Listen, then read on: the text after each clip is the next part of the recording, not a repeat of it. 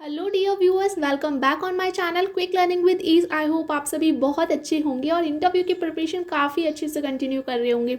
आज का जो हमारा टॉपिक है वो है स्कीम से रिलेटेड, क्योंकि आपसे इंटरव्यू में स्कीम से रिलेटेड क्वेश्चन पूछे जाने की प्रोबेबिलिटी ज़्यादा है, क्योंकि आपको पता होनी चाहिए कि एजुकेशन से रिलेटेड कौन कौन सी स्कीम्स हैं।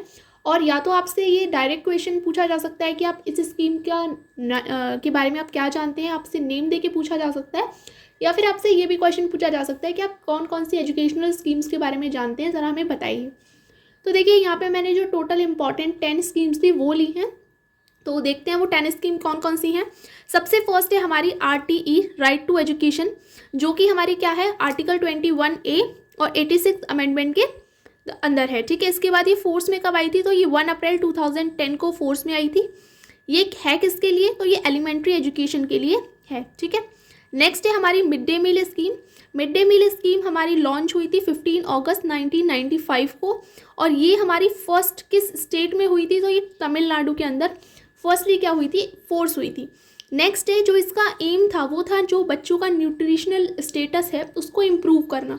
ठीक है, और ये स्कीम आपसे अगर पूछी जाए तो इसका एम ये नहीं था कि बच्चे खाना खाने के लिए स्कूल आए। इसका एम ये था कि जो स्कूल है उसमें एनरोलमेंट इंक्रीज़ हो, एक्सेस हो एजुकेशन की बच्चों तक, और रिटेंशन मतलब बच्चे वहाँ स्कूल में ठहरे।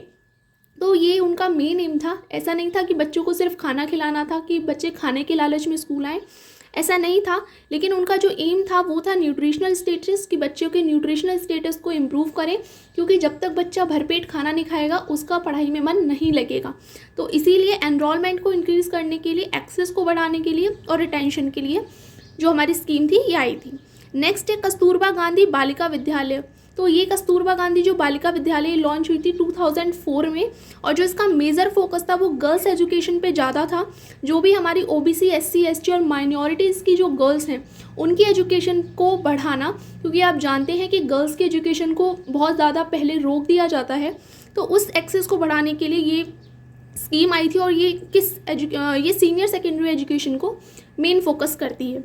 नेक्स्ट है उड़ान प्रोजेक्ट। उड़ान प्रोजेक्ट जो आया था ये हमारा आया था इंजीनियरिंग एजुकेशन के लिए, मतलब कि जो गर्ल्स हैं वो इंजीनियरिंग फील्ड में नहीं जा पाती, या फिर उनकी पहुंच उस फील्ड में भी बढ़ाना जहाँ पे सिर्फ बॉयज़ होते हैं। तो उसके लिए ये आई थी उड़ान प्रोजेक्ट की, लड़कियों को हमें एक उड़ान देनी है जिससे provide offline and online study material.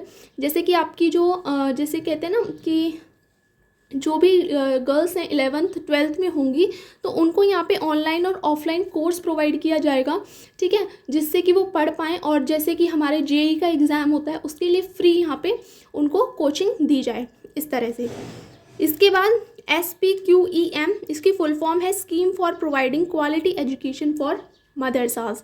तो ये मेनली क्या थी, जो मुस्लिम चिल्ड्रन होते हैं उनकी एजुकेशन को इम्प्रूव करने के लिए और उनकी क्वालिटी ऑफ एजुकेशन को इंक्रीज़ करने के लिए थी। इसके बाद ये एलिमेंट्री एजुकेशन के लिए थी। और देखिए, जो प्राइमरी एजुकेशन होती है वो हमारी मदरसाज में दी जाती है, जबकि जो हमारी एलिमेंट्री एजुकेशन होती है वो मकतब में दी जाती है। तो ये जो थी ये एलिमेंट्री एजुकेशन थी, लेकिन यहाँ पे मदरसा लिखा है। तो ये वाली जो स्कीम आई थी ये बोथ दोनों के लिए थी, मदरसा और मकतब के जो दोनों हैं उन दोनों के लिए थी, अलग अलग नहीं थी। हमारी IDMI, infrastructure development for minority education. तो ये क्या थी, जो स्कूल का इंफ्रास्ट्रक्चर है उसको क्या करने के लिए, डेवलप करने के लिए, जो माइनॉरिटी इंस्टीट्यूशन होते हैं। माइनॉरिटी इंस्टीट्यूशन जैसे मैं आपको एक नेम बता देती हूँ, गुरु नानक देव खालसा कॉलेज है, जो कि आपकी यूनिवर्सिटी ऑफ दिल्ली के द्वारा एफिलेटेड है। तो ये हमारा क्या है, एक माइनॉरिटी इंस्टीट्यूशन है, जो एक पर्टिकुलर कम्युनिटी के जो इंस्टीट्यूशन होते हैं आप उन्हें कह सकते हैं, ये एक सिख कम्युनिटी इंस्टीट्यूशन है। तो ये हमारी एलिमेंट्री एजुकेशन के लिए है। ठीक है, तो इसका मेन फोकस क्या था कि हम जो माइनॉरिटी इंस्टीट्यूशन है तो उसमें एजुकेशन अच्छी हो, तो वहाँ के इंफ्रास्ट्रक्चर को डेवलप करना। इसके बाद रमसा, जिसकी फुल फॉर्म है राष्ट्रीय माध्यमिक शिक्षा अभियान, ये इंपॉर्टेंट भी है। ये सेकेंडरी एजुकेशन के लिए, और उसका जो मेन फोकस था वो 9th से लेकर 12th तक के स्टूडेंट्स को लिटरेट करना था, साक्षर बनाना था। नेक्स्ट है NBB, नेशनल बाल भवन। तो ये एक एलिमेंट्री एजुकेशन के लिए है, जो एक एग्जाम्पल है, काफ़ी फेमस भी है, जवाहर बाल भवन मांडी में।